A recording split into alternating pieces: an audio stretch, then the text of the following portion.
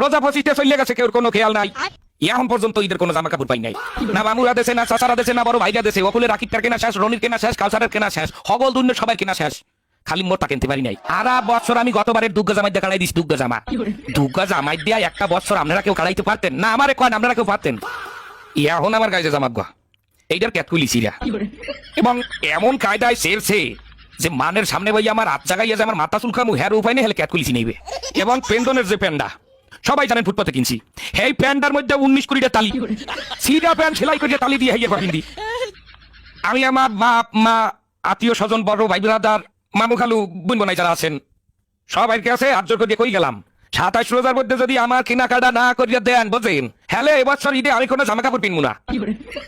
Half pin খালি গায়ে নামাজে খারাইলে কোনো মানে জিগে একবার কেয়ার বাইর কেয়ার নাতি কেয়ার পোয়া, হেখালে কি আমার আল্লাহর ইজ্জত যাইবে? গেলে কোনো সবাই ইজ্জত যাইবে। আমি ভালো করে বলি, আবার শোনেন। স্বাস্থ্য মামা তো দুলা ভাইরা, চাকরিজীবী বড় ভাইরা, মামু খালু চাচা ফুপারা, একটা পাঞ্জাবি দিলেও আমার কোনো 15-16টা পাঞ্জাবি হয়ে যায়। আপনারা জানেন কিনা জানি না, আমার বাপের তালে 3টা গরু আছে। যদি 27 রোজার মধ্যে আমার কেনাকাটা না করিয়া দেওয়া হয়, হ্যালো ওই গরু আমি রাখতে পারবো কি?